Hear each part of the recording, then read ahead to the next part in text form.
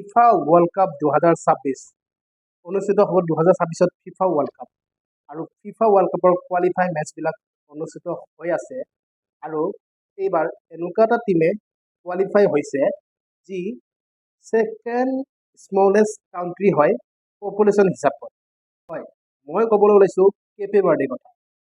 আফ্ৰিকাৰ মহাদেশৰ এখন সৰু দেশ যি 10টা আইচলেণ্ড মিলাই এখন দেশ হৈছিল আৰু ইয়াৰ পপুলেশ্যন হৈছে, ইয়াৰ জনসংখ্যা হৈছে মাত্ৰ 5,25,000। যিটো টিমে ৱৰ্ল্ড কাপৰ এই কোৱালিফাই মেচবিলাকত সকলো টিমক হৰুৱাৰ লগতে কেমৰুনৰ দৰে টিমকো পৰাস্ত কৰি ৱৰ্ল্ড কাপত কোৱালিফাই হ'বলৈ সক্ষম হৈছে। এইটো কথাটো হ'ল কেপে বাৰ্ডে কিয় চৰ্চাত আছে।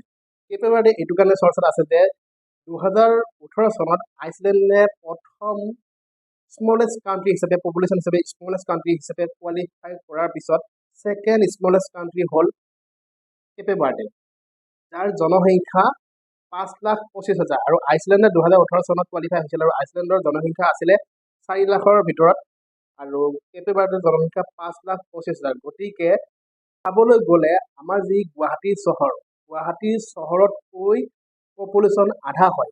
গুৱাহাটী চহৰতে পপুলেশ্যন এই দেশখনতকৈ দুগুণ। গতিকে কেপে বাৰ্ডেক চাই পেলাই আচলতে মনটো এইটো কাৰণে বেয়া লাগে, কাৰণ আমাৰ ভাৰতৰ ফুটবলৰ অৱস্থাটো দেখি।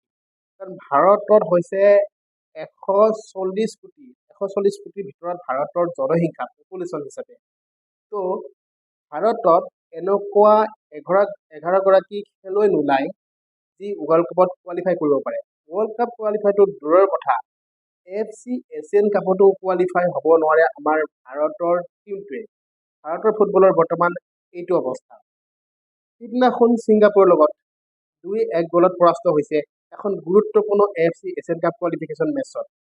ভাৰততে অনুষ্ঠিত হৈছিল সেই মেচখন আৰু সেইখন ইমানেই গুৰুত্বপূৰ্ণ মেচ আছিল যে সেইখন মেচত জয়লাভ কৰাটো অতি দৰকাৰ আছিল, কিন্তু জয়লাভ কৰাটো দূৰৰ কথা, ড্ৰয়ে কৰিব নোৱাৰিলে সেই মেচখনত। এয়া হৈছে ভাৰতৰ ফুটবলৰ অৱস্থা। কেপে বাৰ্ডে ক'ত আৰু ভাৰত ক'ত? কেপে বাৰ্ডেৰ জনসংখ্যা 5,25,000 আৰু ভাৰতৰ জনসংখ্যা কিমান? গতিকে কেপে বাৰ্ডে সেই 5,25,000 জনসংখ্যাৰ ভিতৰতে এনেকুৱা এটা টিম হৈছে যে সেই টিমটোৱে এইবাৰ 2026ৰ ফুটবল বিশ্বকাপ খেলিব আৰু ইণ্ডিয়া টিমটোৱে কি হৈছে, ভাৰতৰ টিমটোৱে কি হৈছে, 140 কোটি জনসংখ্যা হোৱাৰ পিছতো ভাৰতত এনেকুৱা এটা ফুটবল টিম নাই যি এছিয়া কাপো খেলিব নোৱাৰে। আমাৰ কাৰণে ফিফা ৱৰ্ল্ড কাপ খেলাৰ সপোনটো বহুত দূৰত। আমি AFC এছিয়ান কাপো খেলিব নোৱাৰোঁ।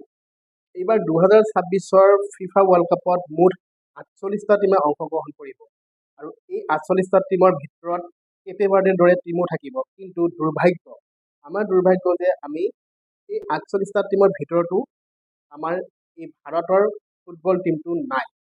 কিয় ভাৰতৰ পৰা এনেকুৱা 11গৰাকী খেলুৱৈ ওলোৱা নাই যি আমাক ফিফা বিশ্বকাপলৈ লৈ যাব পাৰে।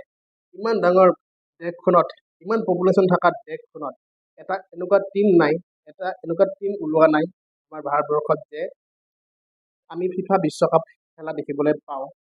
এয়া হয়তো কোনো কালেই সম্ভৱ নহ'ব। এটা বিগ কুৱেশ্যন মাৰ্ক হৈ ৰ'ব সদায়। আমি ভৱিষ্যতেও হয়তো বৰ্তমানৰ যি দুৰৱস্থা ভাৰতৰ ফুটবলৰ, এনেদৰে থাকিলে আমি ভৱিষ্যতেও এই সপোন আমাৰ সপোন হৈ ৰ'ব। কেপে বাৰ্ডেৰ দৰে সৰু টিমে যেতিয়া কোৱালিফাই কৰে, সেই 48টা টিমৰ ভিতৰত যদি থাকে ফিফা বিশ্বকাপ খেলিবৰ কাৰণে, তেতিয়াহ'লে মনটো অলপ বেয়া লাগে আমাৰ দেশৰ ফুটবলৰ অৱস্থাটো দেখি, আমাৰ ইণ্ডিয়া টিমটোৰ অৱস্থাটো দেখি। যিয়ে নহওক, কেপে বাৰ্ডেৰ দৰে টিমক শুভেচ্ছা জনালোঁ। নেক্সট যিহেতু 2026 চনত ফিফা ৱৰ্ল্ড কাপ হ'ব আৰু সেই ফিফা ৱৰ্ল্ড কাপত পাৰ্টিচিপেট কৰিব এই টিমটোৱে।